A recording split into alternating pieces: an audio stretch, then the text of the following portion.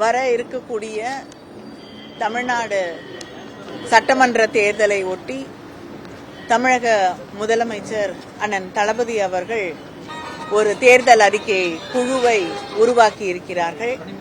இன்று முதல் முறையாக அந்த குழுவில் இருக்கக்கூடிய அத்தனை பேரும் முதலமைச்சர் அவர்களை சந்தித்து, கழக தலைவர் அவர்களை சந்தித்து நன்றி தெரிவித்துக் கொண்டோம். அந்த குழுவின் முதல் கூட்டம் இன்று நடைபெற்றிருக்கிறது.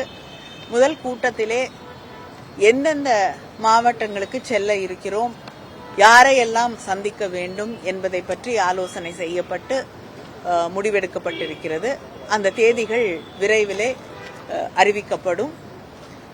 இந்த தேர்தல் அறிக்கை என்பது நம்முடைய கழக தலைவர் முதலமைச்சர் அவர்களுடைய ஆலோசனைகளை பெற்று தமிழகத்தின் வளர்ச்சியை கருத்திலே கொண்டு உருவாக்கப்படும் என்பதை நான் இங்கே தெரிவித்துக் கொள்ள விரும்புகிறேன். கடந்த தேர்தல் அறிக்கையில காட்டிலும் இந்த முறை இண்டஸ்ட்ரியல் டிபார்ட்மெண்ட், குறிப்பாக சுரேஷ் சம்பந்தன் போன்றவர்கள் அதிகமா என்ன இளைஞர்களுக்கு வேலை வாய்ப்புகளுக்கு முக்கியத்துவம்?